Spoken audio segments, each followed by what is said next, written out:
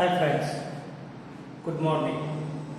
સાર્વજનિક સ્કૂલ વતી એજી સર હું ફરી આપ સૌનું સ્વાગત કરું છું. આપણે એમાઇન સંયોજનો પ્રકરણ શરૂ કર્યું છે. એમાં આપણે જુદી જુદી પ્રક્રિયાઓનો અભ્યાસ કરતા જઈએ છીએ. છેલ્લે આપણે એમાઇન સંયોજનોની બેઝિકતા અને એના માટે ઇથાઇલ વિસ્થાપિત એમાઇન સંયોજનોની બેઝિકતાનો ક્રમ 231 એટલે કે સેકન્ડરી, પ્રાઇમરી અને ટર્શરી એ રીતે આવ્યો. મિથાઇલ વિસ્થાપિત એમાઇન સંયોજનોની બેઝિકતા માટે આપણે 213 એ રીતે નંબર આપ્યો હતો. બંનેમાં ઇથાઇલ વિસ્થાપિત હોય કે મિથાઇલ વિસ્થાપિત હોય, બંનેની અંદર એની બેઝિકતામાં દ્વિતીયક સૌથી પ્રબળ બેઝિક છે. એટલે જ્યારે પણ તમને એમાઇન સંયોજનોની બેઝિકતાનો ક્રમ ઇથાઇલ અને મિથાઇલ વિસ્થાપિત સંયોજનો માટે પૂછાય ત્યારે તમારે આંકડો 213 મિથાઇલ વિસ્થાપિત સંયોજનો માટે અને 231 એ ઇથાઇલ વિસ્થાપિત સંયોજનો માટે યાદ રાખવાનો છે. આજે આપણે થોડી અગત્યની પ્રક્રિયાઓ સમજવા જઈ રહ્યા છીએ, જેમાં એમાઇન સંયોજનોનું આલ્કાઇલેશન, જે આપણે ભણી ગયા છીએ કે CH3Cl સાથે પ્રક્રિયા કરવામાં આવે ફ્રીડન-ક્રાફ્ટ આલ્કાઇલેશન, AlCl3 ની હાજરીમાં પ્રક્રિયા કરવામાં આવે અને એમાઇન સંયોજનો ઓર્થો પેરા નિર્દેશક છે. એટલે મિથાઇલ CH3 છે એ ઓર્થો ઉપર લાગે એટલે ઓર્થો મિથાઇલ બેન્ઝીનેમાઇન, ઓર્થો મિથાઇલ બેન્ઝીનેમાઇન અને 4 મિથાઇલ બેન્ઝીનેમાઇન પ્રોડક્ટ મળે. અગત્યનું છે કે આપણે એસાઇલેશન સમજવાનું છે. તો એસાઇલેશન શું છે? તો હવે જે આપણે સમજીએ છીએ એ એસાઇલેશન સમજીએ છીએ. કોનું એસાઇલેશન? એમાઇન સંયોજનોનું એસાઇલેશન. એમાઇન સંયોજનોનું એસાઇલેશન કરવા માટે શું કરવાનું છે? તો કે એમાઇન સંયોજનો એ એસિડ ક્લોરાઇડ સાથે, એટલે લખું છું એસિડ ક્લોરાઇડ સાથે અથવા એસિડ એનહાઇડ્રાઇડ સાથે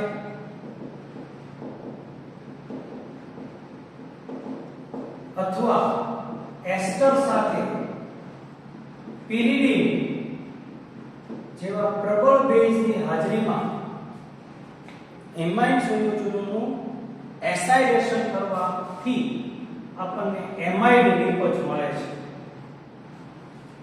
એટલે પ્રક્રિયક તરીકે પ્રાથમિક અથવા દ્વિતીયક એમાઇન સંયોજનો જ આ પ્રક્રિયા કરશે. શું કરવા પ્રાથમિક અથવા દ્વિતીયક કરશે, તૃતીયક શું કરવા નહીં કરે, એ આપણે જ્યારે પ્રાથમિક અને દ્વિતીયક સાથે પ્રક્રિયા પૂર્ણ કરશું એટલે ઓટોમેટિક સમજાઈ જશે કે તૃતીયક એમાઇન સંયોજનો એ પ્રક્રિયા ન કરે.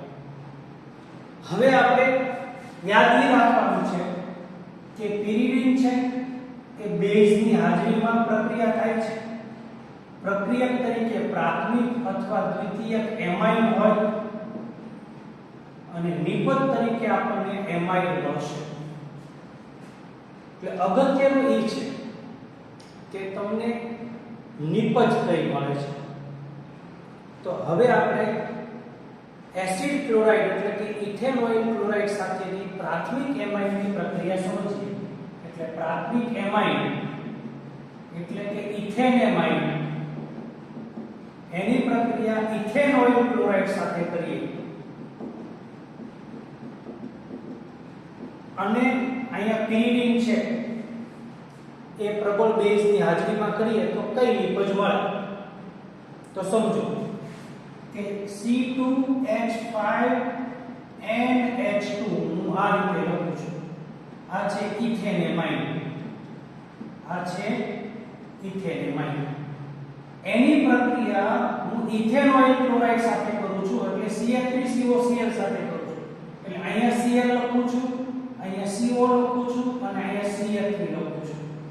મારી લખવાની પદ્ધતિ ટેક્સ્ટબુક કરતાં થોડી જુદી છે, તમને વધારે સમજાય એટલે મેં ઇથેનોઇલ ક્લોરાઇડ છે એ અહીંયા H અને Cl બાજુમાં લખ્યું. આ છે ઇથેનોઇલ ક્લોરાઇડ, બરોબર. હવે પ્રક્રિયા કેમ થશે તો કે પિરિડીનની હાજરીમાં પ્રક્રિયા થશે અને અહીંયા HCl છે એ આપણે પ્રક્રિયાને અંતે દૂર થશે એટલે HCl ઉપર મેં બોક્સ કરી નાખ્યું. તમારે સારું શું પડે તો કે આ HCl સિવાયનું બધે એ તમે લખી નાખો એટલે તમારો જવાબ થઈ જાય અને પછી એનું નામકરણ કરી નાખવાનું. એટલે અહીંયા આપણી પાસે જવાબ આવે C2H5. આ N અહીંયા N ના અબંધકારક ઇલેક્ટ્રોન યુગ્મ છે કાર્બન સાથે બંધ બનાવે છે, બરોબર. એક H વધ્યો એટલે NH. પછી અહીંયા CO અને Cl3 વધ્યા એટલે CO અને Cl3. તો C2H5 C2H5 NH NH CO CO અને Cl3 HCl તો VI. આનું નામ થાય N ઇથાઇલ ઇથેનેમાઇડ. હવે આ પ્રાથમિક એમાઇડ સાથેની પ્રક્રિયા થઈ. હવે આપણે દ્વિતીયક એમાઇડ સાથેની પ્રક્રિયા કરીએ. તો દ્વિતીયક એમાઇડ ની અંદર C2H5 અહીંયા N અહીંયા C2 અહીંયા H5 અહીંયા H. આ છે N ઇથાઇલ ઇથેનેમાઇડ.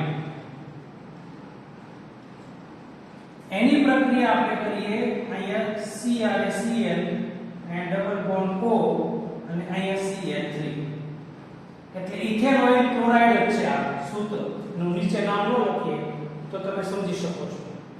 હવે અહીંથી ફરીથી તમે પાછો HCl ને દૂર કરો એટલે આ HCl ને આપણે દૂર કરીએ. તો HCl ને દૂર કરવાથી શું થાય? આ નાઇટ્રોજનના અબંધકારક ઇલેક્ટ્રોન યુગ્મ જે કાર્બન સાથે બંધ બનાવશે. તો આપણી પાસે જવાબ શું વધે તો કે C2H5 N ઉપર C2H5 પછી આરે C અહીંયા O અને વધ્યું Cl3. આ છે N N ડાઈ ઇથાઇલ ઇથેનેમાઇડ. તો તમે જોઈ શકો છો કે જ્યારે N ઇથાઇલ ઇથેનેમાઇડ લખ્યું ત્યારે નાઇટ્રોજન સાથે એક જ H વધ્યો. હવે જો NN ડાઇઇથાઇલ ઇથેનેમાઇડ લખીએ તો નાઇટ્રોજન પાસે H જ ન વધે. જો નાઇટ્રોજન પાસે H ન વધે તો Cl સાથે પ્રક્રિયા ન કરે એટલે HCl દૂર ન થાય અને HCl દૂર ન થાય તો પ્રક્રિયા ન થાય. એટલે આ પ્રાથમિક અને દ્વિતીયક એમાઇડ સંયોજનો એ આ એસાઇલેશન પ્રક્રિયા આપે. તૃતીયક હું લખું આ છે C2H5 અહીંયા N અહીંયા C2H5 અને અહીંયા C2H5 અને અબંધકારક ઇલેક્ટ્રોન. આનું નામ શું થાય તો કે NN ડાઇઇથાઇલ ઇથેનેમાઇડ. હવે આ સૂત્રની અંદર આ તૃતીયક એમાઇડ છે. આ તૃતીયક એમાઇડમાં નાઇટ્રોજન પાસે હાઇડ્રોજન જ નથી. જો નાઇટ્રોજન પાસે હાઇડ્રોજન ન હોય તો ક્લોરીન સાથે જોડાઈ ન શકે. તો આ પ્રક્રિયા એટલે થાય નહીં. એટલે તમને પ્રશ્નનો ખ્યાલ આવવો જોઈએ કે શા માટે પ્રાથમિક અને દ્વિતીયક એમાઇડ સંયોજનો એ પ્રક્રિયા કરે છે એસાઇલ ક્લોરાઇડ સાથે, શા માટે તૃતીયક એમાઇડ સંયોજનો એ પ્રક્રિયા નથી કરતા એ તમને ખબર હોવી જોઈએ. ફક્ત તૃતીયક એમાઇડમાં નાઇટ્રોજન પાસે એક પણ હાઇડ્રોજન નથી એટલે એસાઇલ ક્લોરાઇડ એટલે કે ઇથેનોઇલ ક્લોરાઇડના ક્લોરીન સાથે હાઇડ્રોજન ન હોય એટલે નો પ્રક્રિયા થાય. એટલે આ પ્રક્રિયા એટલે નથી થતી. બહુ સિમ્પલ, બહુ સરળ. વેરી ઇઝી કે એસાઇલેશન પ્રક્રિયામાં પિરિડિનની હાજરીમાં પ્રાથમિક અને દ્વિતીયક એમાઇન પ્રક્રિયા કરે એસાઇલ ક્લોરાઇડ સાથે ઇથેનોઇલ ક્લોરાઇડ સાથે હાઇડ્રોજન દૂર થાય, ક્લોરીન દૂર થાય, એટલે કે હાઇડ્રોજન અને ક્લોરીન HCl પ્રક્રિયા પછી દૂર થાય અને આપણને એમાઇડ નિપજ મળે. હવે આપણે એસિડ એન્હાઇડ્રાઇડ સાથેની પ્રક્રિયા લખીએ. તો એસિડ એન્હાઇડ્રાઇડ સાથેની પ્રક્રિયા એસાઇલેશન માં શું બતાવે છે તો ઈ આપણે સમજીએ. બરોબર? થોડુંક આ બોર્ડમાં આપણે લખવાનો સમય જશે પણ મજા આપવામાં આવે. હવે આપણે એસિડ એન્હાઇડ્રાઇડ સાથેની પ્રક્રિયા સમજીએ છીએ. તો બેન્ઝીન એમાઇન લઈએ C6H5NH2. આ બેન્ઝીન એમાઇન છે. આ છે બેન્ઝીન એમાઇન. એની પ્રક્રિયા આપણે એસિટિક એન્હાઇડ્રાઇડ એટલે CH3C double bond O C double bond O અને CH3. આ છે ઇથેનોઇક એન્હાઇડ્રાઇડ. ઇથેનોઇક એન્હાઇડ્રાઇડ. હવે આમાં શું થશે તો અહીંથી એક H છે એ અહીંયા જોડાઈ જશે. એટલે આપણી પાસે આવી જાય H જોડાઈ જાય એટલે આપણી પાસે આવી જાય CH3COOH. બરોબર? અને આ જે CH3CO છે એ અહીંયા જોડાઈ જાય N સાથે. એટલે આપણી પાસે જવાબ શું આવે? પિરિડિનની હાજરી. આ પિરિડિનની હાજરી. તો જવાબ શું આવે? C6H5 પછી N આરે H વધ્યો પછી CO અને CH3. આ જવાબ હતો. બહુ simple. C6H5 C6H5 NH NH CO CO CH3 CH3 plus શું વધે તો કે CH3COOH. આ બધું જોડાઈને શું બને? CH3COOH. એટલે આ છે ઇથેનોઇક એસિડ. અહીંયા શું બને તો કે N ફિનાઇલ ઇથેનેમાઇડ. આનું નામ થાય આ C6H5 NH ના NH2 ના એક હાઇડ્રોજનને દૂર કરી અને જોડાણો છે એટલે N ફિનાઇલ કહેવાય. બે કાર્બન છે CONH2 ની માંથી CONH વધ્યા એ CONH ને કહેવાય એમાઇડ. એટલે બે કાર્બન વાળો એમાઇડ છે એટલે એને કહેવાય ઇથેનેમાઇડ. એટલે આપણને મળે N ફિનાઇલ ઇથેનેમાઇડ. હવે આપણે બેન્ઝોઇલેશનની પ્રક્રિયા કરીએ છીએ. ટેક્સ્ટબુક પ્રમાણે બેન્ઝોઇલેશનની પ્રક્રિયામાં શું થાય તો કે બેન્ઝોઇલ ક્લોરાઇડ છે પ્રાથમિક એમાઇડ સાથે પ્રક્રિયા કરે. પ્રાથમિક એમાઇડ સાથે બેન્ઝોઇલ ક્લોરાઇડ પ્રક્રિયા કરે એને કહેવામાં આવે છે બેન્ઝોઇલેશન પ્રક્રિયા. તો બેન્ઝોઇલેશન પ્રક્રિયા શું સમજાવે છે તો અહીંયા લખું છું બેન્ઝોઇલેશન પ્રક્રિયા કોની સાથે થાય? બેન્ઝોઇલ ક્લોરાઇડ સાથે થાય. તો તમે સમજો પ્રાથમિક એમાઇડ એટલે CH3NH2 લઈએ ટેક્સ્ટબુક પ્રમાણે તો આ છે મિથેન એમાઇડ. એની પ્રક્રિયા કરીએ આપણે C6H5COCl એટલે બેન્ઝોઇલ ક્લોરાઇડ. ઉપર લખ્યું છે બેન્ઝોઇલ ક્લોરાઇડ એટલે એને ટૂંકમાં લખ્યું. હવે અહીંથી એક H ને આપણે દૂર કરીએ અને અહીંથી આપણે Cl ને દૂર કરીએ એટલે આ Cl ગયો જાય અને HCl બાદ થઈ જાય તો આપણી પાસે વધે શું? જે વધે એ જ લખવાનું છે. તો આપણી પાસે વધે CH3 પછી એક H જાય એટલે NH2 માંથી NH વધે પછી CO હારે લખવાનું અને પછી C6H5 લખવાનું. હવે આનું નામ શું થાય તો કે આ NH2 સાથે એક H ગયો અને મિથાઇલ જોડાણું એટલે એને કહેવાય N મિથાઇલ અને આખું જે બેન્ઝીન રિંગ સાથે COC6H5 છે એને કહેવાય બેન્ઝેમાઇડ એટલે આ બેન્ઝેમાઇડ એટલે આનું નામ થાય N મિથાઇલ બેન્ઝેમાઇડ આ પ્રક્રિયા બેન્ઝોઇલેશન પ્રક્રિયા છે તો અહીંયા આપણે પ્રાથમિક એમાઇડ સાથે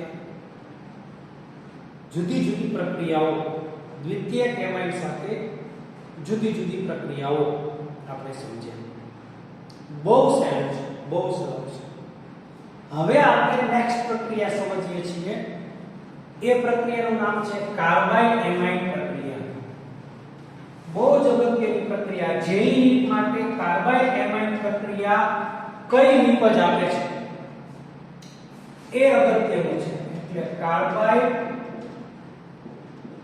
એમાઇડ પ્રક્રિયા અગત્યનું છે આમાં નિપજ આઇસોસાયનાઇડ મળે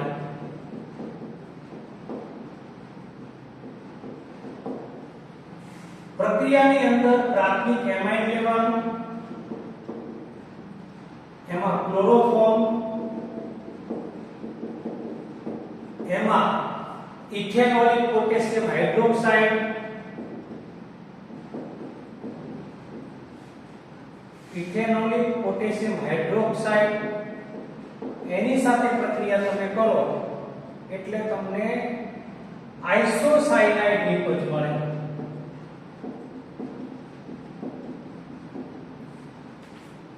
આ પ્રક્રિયાનું સમીકરણ ખૂબ જ અગત્યનું છે તો પ્રાથમિક એમાઇડ લ્યો તો એને RNH2 કહેવાય એની પ્રક્રિયા ક્લોરોફોર્મ સાથે એટલે CHCl3 સાથે પ્રક્રિયા એની પ્રક્રિયા ઇથેનોલિક પોટેશિયમ હાઇડ્રોક્સાઇડ સાથે એટલે અહીંયા Cl3 છે અને અહીંયા આપણે 3 અણુ પોટેશિયમના લઈએ એટલે કે 3 અણુ પોટેશિયમ હાઇડ્રોક્સાઇડના લઈએ એટલે 3K અને 3Cl એટલે 3KCl બને છે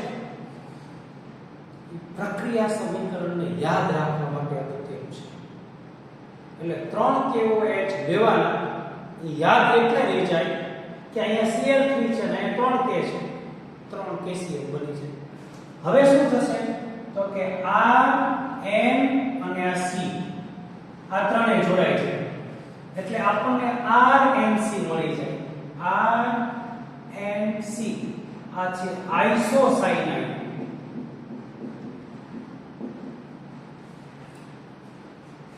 RCN એટલે સાયનાઇડ RNC એટલે આઇસોસાયનાઇડ પછી વધે શું તો કે આ 3Cl સાથે 3K જોડી ગયો એટલે પ્લસ 3KCl થાય 3O છે અને હાઇડ્રોજન 3 ને 4 અને 2 6 એટલે 6 હાઇડ્રોજન અને 3O એટલે 3H2O બને આ છે કાર્બાઇડ એમાઇડ પ્રક્રિયા ટેક્સ્ટબુકમાં તમે સાથે વાંચતા જાઓ તો તમને ખ્યાલ આવશે કે આ કસોટીનું નામ જ કાર્બાઇડ એમાઇડ કસોટી અથવા આઇસોસાયનાઇડ કસોટીનું નામ છે આ પ્રક્રિયામાં જ્યારે આઇસોસાયનાઇડ બનશે ત્યારે દુર્ગંધ એટલે કે ખરાબ વાસ આવશે એ દુર્ગંધ આવે ખરાબ વાસ આવે અસહ્ય વાસ આવે ત્યારે તમને પ્રક્રિયાને અંતે ખબર પડે કે આઇસોસાયનાઇડ બની તો જ ખરાબ વાસ આવી હોય નહીતર ન આવે બીજું અગત્યનું શું કે જો તમે પ્રક્રિયા તરીકે પ્રાથમિક એમાઇડ લીધો હોય અને એની ક્લોરોફોર્મ અને પોટેશિયમ હાઇડ્રોક્સાઇડ સાથે પ્રક્રિયા કરી હોય તો જ આઇસોસાયનાઇડ બને એટલે ભૂલથી કે પ્રાથમિક એમાઇડ સિવાય બીજો કોઈ એમાઇડ લઈ લીધો હોય અથવા બીજું કોઈ સંયોજન લઈ લીધું હોય તો ખરાબ વાસ ન આવે ખરાબ વાસ ન આવે એટલે આઇસોસાયનાઇડ ન બને આઇસોસાયનાઇડ ન બને એટલે તમે આ ક્લોરોફોર્મ નાખ્યું બરોબર છે પોટેશિયમ હાઇડ્રોક્સાઇડ નાખ્યું બરોબર છે પણ આ જે પ્રક્રિયા છે ને એ એમાઇડ સંયોજન કે પ્રાથમિક એમાઇડ લેવાને બદલે તમે બીજું કોઈ સંયોજન લઈ લીધું. એટલે પ્રયોગશાળામાં પ્રાથમિક એમાઇનની કસોટી કે પરખ માટે આ કાર્બાઇડ એમાઇન કસોટી કરવામાં આવે છે. યાદ રાખવાનું RNH2 CHCl3 3KOH જવાબમાં RNC 3KCl 3H2 ત્રણ આવે છે. યાદ રહી જાય. 3H2 આવ્યો, 3KCl આવ્યો. આ તો RNC તો તમને એક જ મળે કારણ કે R એક જ છે પ્રક્રિયા. તો સમીકરણ કાર્બાઇડ એમાઇન કસોટી માટે ખૂબ જ અગત્યનું છે. Clear? No problem. Very easy, very simple. હવે આપણે કસોટી સમજીએ છીએ. એ કસોટી નાઇટ્રસ એસિડ સાથેની પ્રક્રિયા છે, જેને સેતુ પ્રક્રિયા કહેવામાં આવે. નાઇટ્રસ એસિડ કેવી રીતે પ્રક્રિયા કરે? તો કે નાઇટ્રસ એસિડ સાથેની પ્રક્રિયા એટલે કે એને સેતુ પ્રક્રિયા કહેવાય. સેતુ નામ એટલે આપ્યું કે સ્વયં બને. નાઇટ્રસ એસિડ સીધો પ્રક્રિયામાં ઉમેરવા નથી, પરંતુ ખનિજ એસિડ એટલે HCl અને સોડિયમ નાઇટ્રાઇટ એટલે NaNO2, સોડિયમ નાઇટ્રેટ હોય તો એને NaNO3 કહેવાય, અને સોડિયમ નાઇટ્રાઇટ હોય તો એને NaNO2 કહેવાય. જે આલ્કાઇલ ક્ષાર બનાવે, ડાયઝોનિયમ ક્ષાર બનાવે, તો એલિફેટિક ડાયઝોનિયમ ક્ષાર. જો એલિફેટિક એમાઇન લેવામાં આવે તો અને એરોમેટિક લેવામાં આવે તો આપણને બેન્ઝીન ડાયઝોનિયમ ક્ષાર મળે. તો આપણે એલિફેટિક એમાઇન લઈએ તો RNH2 લઈએ. એની પ્રક્રિયા HNO2 સાથે ડાયરેક્ટ નથી કરવાની, HNO2 બનાવવાની છે. એ HNO2 કેવી રીતે બનશે? તો કે HNO2 છે ઈ બનશે NaNO2 2HCl. હવે આ પ્રક્રિયાની અંદર Na અને HCl જોડાય એટલે -NaCl કરવાનું. આ પ્રક્રિયાની અંદર આ બે O છે, અહીંયા બે H છે અને આ બે H છે, એટલે ટોટલ 4 H અને 2 O થયા, એટલે -2H2O કરો તો વધે શું? તો કે R વધે, પછી આ N વધે, પછી એક IN વધે એટલે N2 વધે, અને 2 Cl માંથી 1 Cl વપરાણો એટલે 1 Cl વધે. આ એલિફેટિક ડાયઝોનિયમ ક્ષાર છે.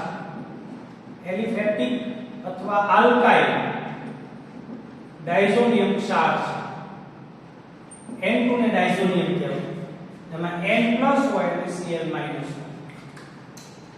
આનું જળ વિભાજન કરવામાં આવે એટલે પ્રક્રિયા H2O સાથે કરવાની.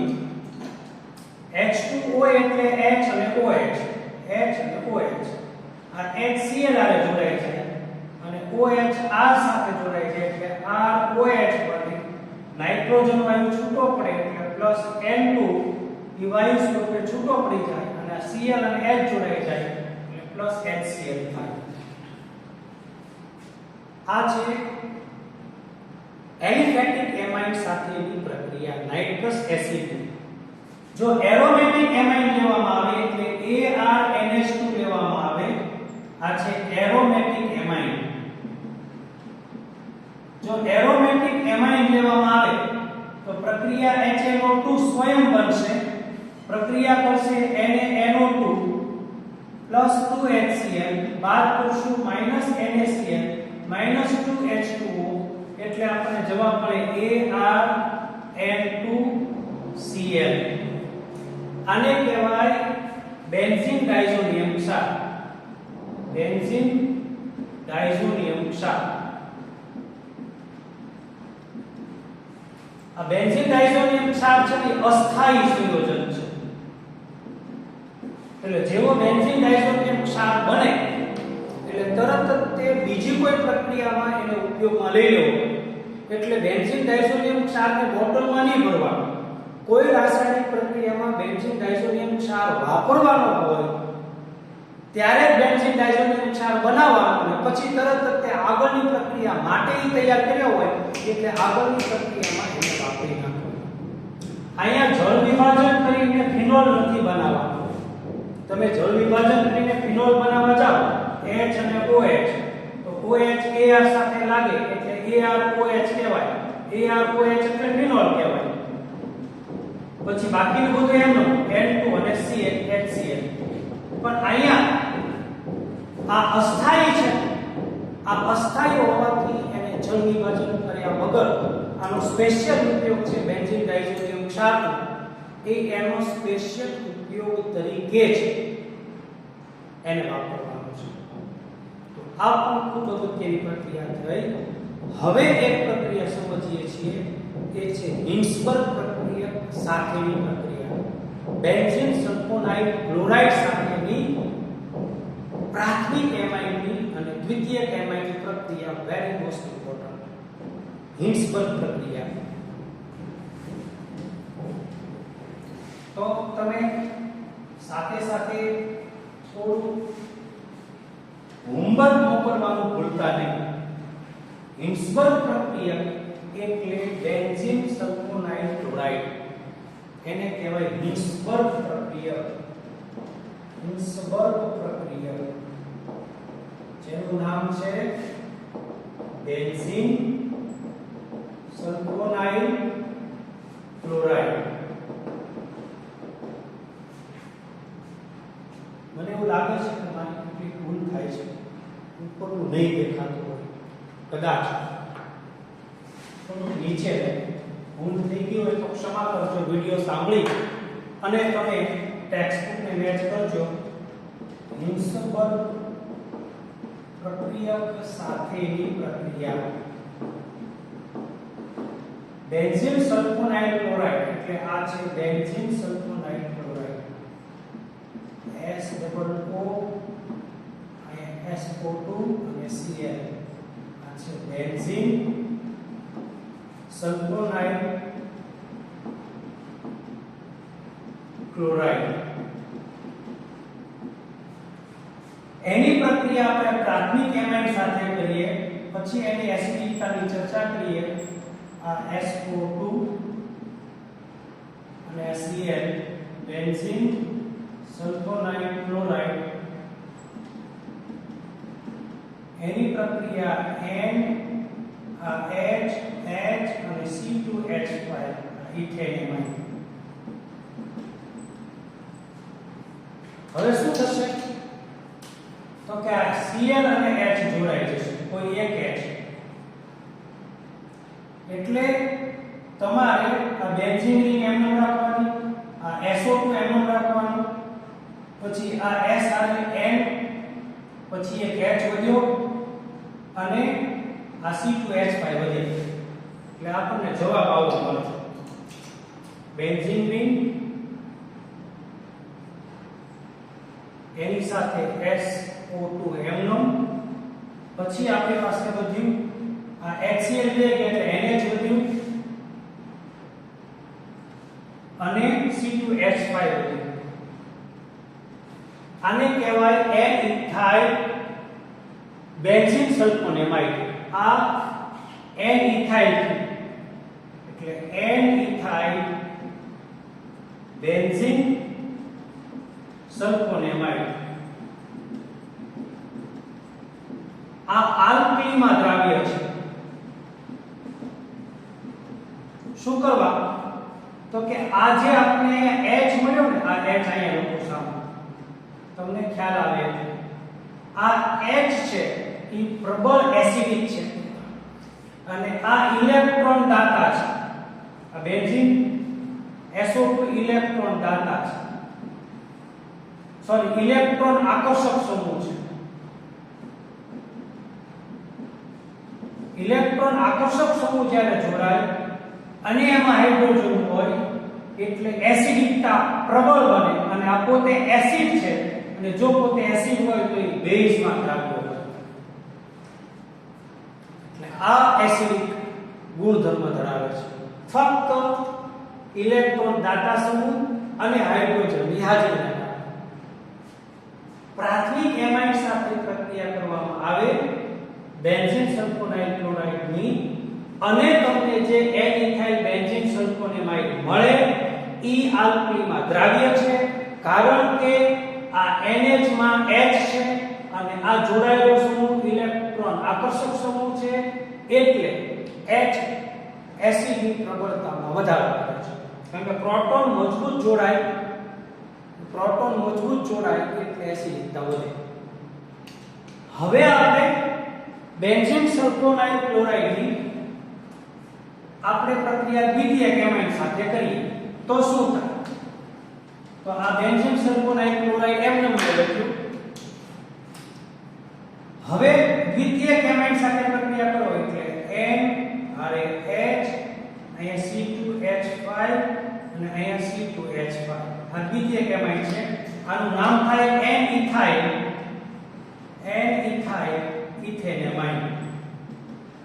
આ છે દ્વિતીયક એમાઇડ. હવે HCl તમે બાદ કરો તો જવાબ શું મળે તમે સમજી શકો છો. બેન્ઝીન રિંગ, એની આરે SO2 એમનોમ, પછી N અને C2H5, અહીંયા C2H5 એમનોમ. તો આનું નામ શું થાય? તો કે NN diethyl benzene sulphonamide. NN diethyl benzene sulphonamide.